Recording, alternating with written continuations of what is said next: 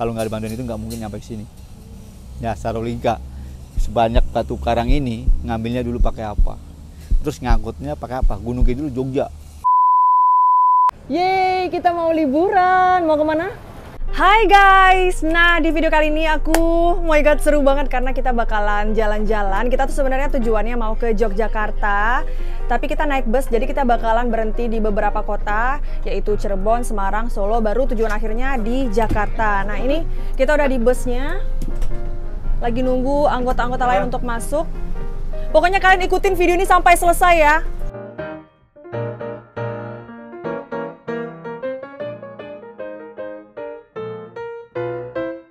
3 jam kemudian.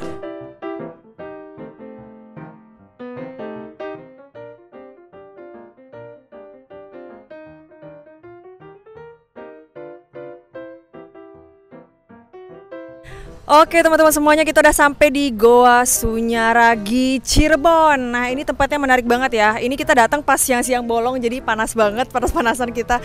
Tapi enaknya karena lagi panas, jadi orangnya nggak terlalu rame di sini. Nah kita lagi mau masuk ke dalamnya.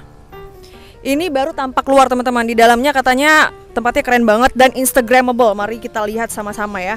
Cuman kendalanya adalah karena mamaku pakai kursi roda, jadi di sini aksesnya agak susah untuk penyandang disabilitas, jadi harus ekstra hati-hati gitu ya.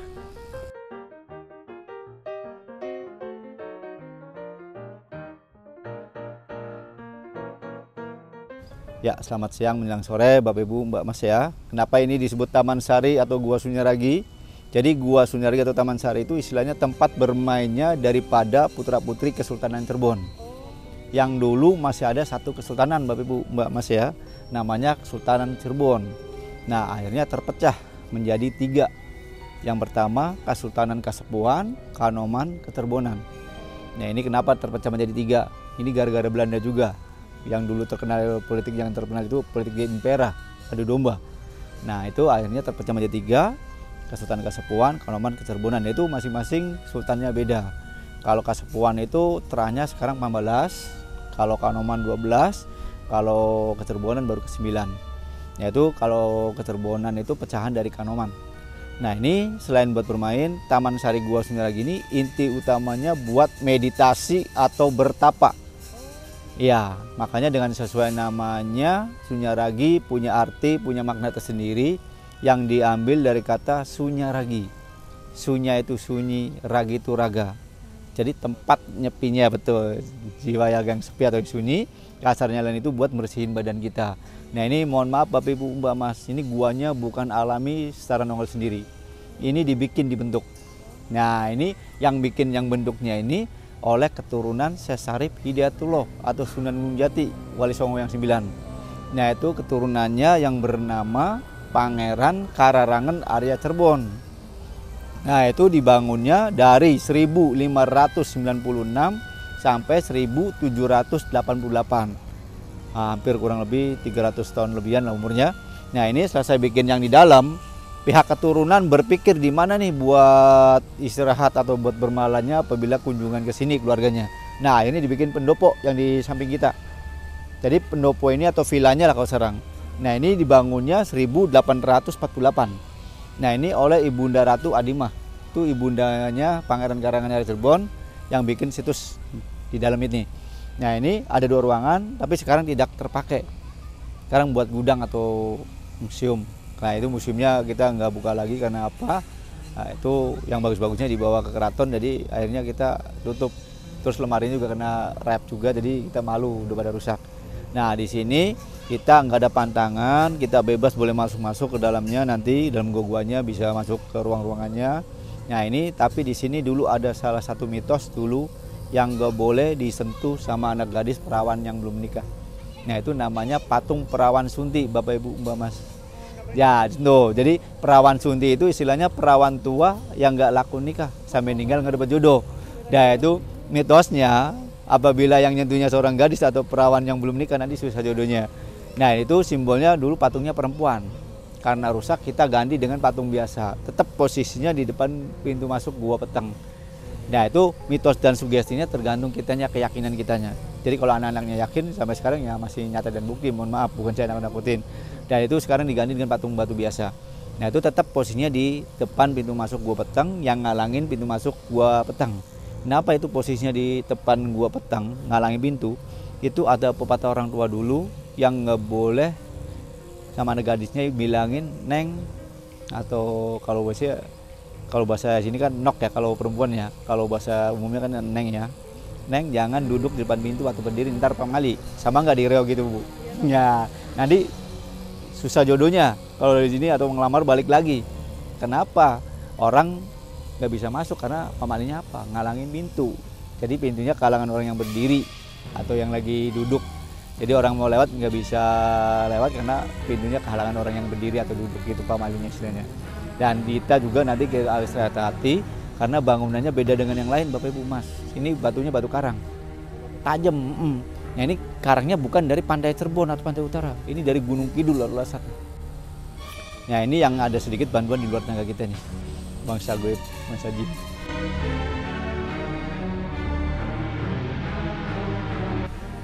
Kalau nggak ada bantuan itu nggak mungkin nyampe ke sini. Ya Sarolingka, sebanyak batu karang ini ngambilnya dulu pakai apa? Terus ngangkutnya pakai apa? Gunung Kidul Jogja.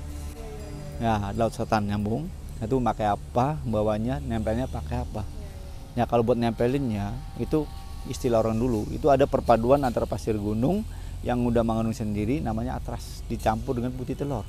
Ya ini yang bikin bingungnya putih telurnya berapa banyak nih gitu. Jadi dengan katakan istilah putih telur itu cuma istilah aja kiasan. Itu bukan makna sesungguhnya. Jadi makna sesungguhnya itu jadi orang dulu itu yang contohnya kayak melakukan kegiatan, kayak contohnya dia melakukan puasa, meditasi. Nah itu dalam menjalankannya itu tekadnya, niatnya kayak digambarkan telur. Kan ada istilah, bulatkan tekadmu seperti telur.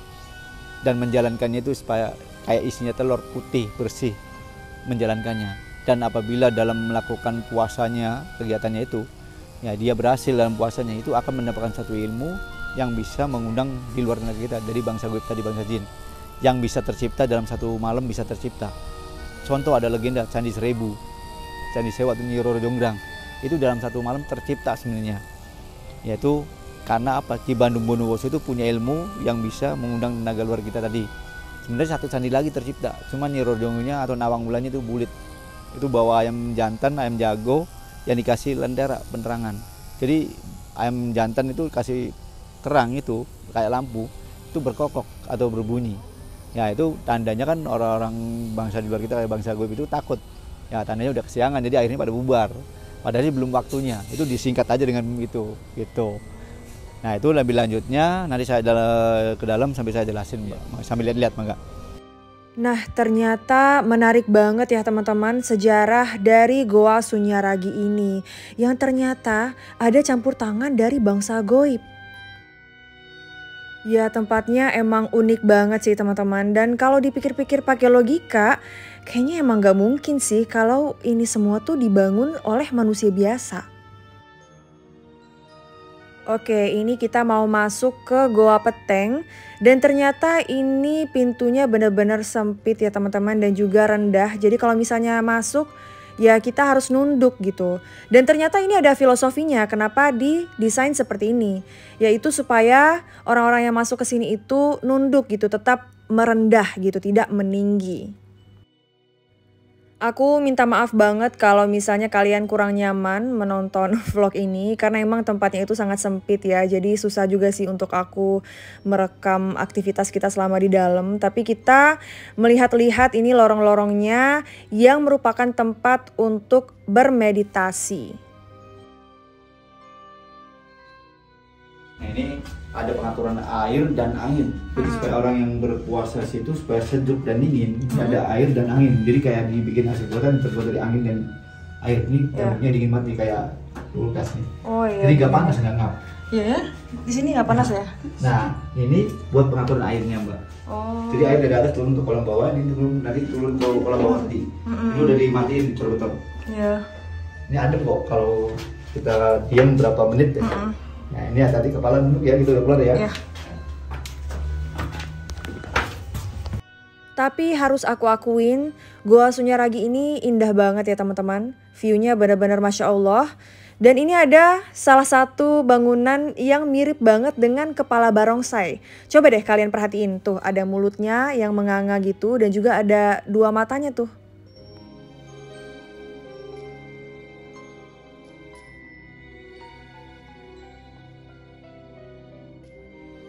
Oke teman-teman, ini karena kita datang ke Goa Sunyaraginya itu sekitar jam 2-an. Sekarang udah jam 3 ya, jadi kita lagi istirahat dulu, ngadem. Karena ini panas banget, luar biasa, Cirebon panas banget. Jadi semuanya pada duduk-duduk dulu biar agak adem dikit ya, karena ini bajunya udah basah juga nih, keringetan. Nah, karena aku suka banget sama sejarah, jadi kalau misalnya aku liburan, aku selalu make sure aku pergi ke tempat-tempat bersejarah seperti ini.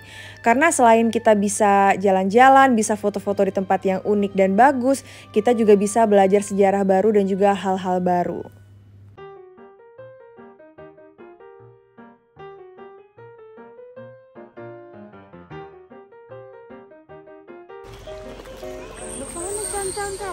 Dia datang menuju mana? Tempo, Mak.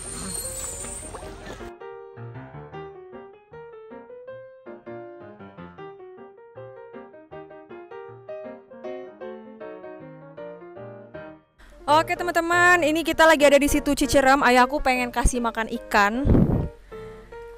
Ya ampun, gemes banget. Ikannya gede-gede. Nah, ini harga makanan ikannya itu 2 bungkus 5.000 ya. Terus juga di sini view-nya bagus banget, emang sebagus itu. Kalau misalnya kalian datang di hari yang tepat, kayak weekdays, enak ya karena nggak terlalu rame dan pastinya bisa bikin konten ya atau foto-foto di sini karena emang bagus banget di sini. Tapi kalau misalnya datang weekend, aku jamin pasti antri deh kayaknya. Oke teman-teman, hari ini udah selesai explore di Cirebonnya. Jadi kita cuman bisa datang ke 2 tempat wisata. Yang pertama kita ke Goa. 2 very boring minutes later. Yang pertama kita ke Goa, terus yang kedua kita pergi ke situ Cicerem, dimana kita bisa kasih makan ikan, foto-foto, bikin konten reels dan juga TikTok karena tempatnya bagus banget. Nah, kita cuma kedua tempat itu karena kan kita OTW dari Jakarta, terus sampai di Cirebon kita langsung ke sana dan sekarang hari udah malam jadi kita mau makan dulu di restoran seafood karena aku udah kangen banget pengen makan seafood. So, maybe besok kita bakalan lanjut explore lagi karena aku pengen banget datang ke Keraton Kasepuhan dan belum kesampaian ya buat kesana. Jadi doain ya semoga besok pagi bisa ke Keraton Kasepuhan. Oke, kita mau makan dulu teman-teman. Nah, segitu dulu untuk video kali ini. Pokoknya beberapa hari ke depan aku bakalan upload travel vlog yang pastinya tempat yang aku kunjungi bakalan seru-seru banget. Jadi make sure untuk subscribe dan juga turn on post notification.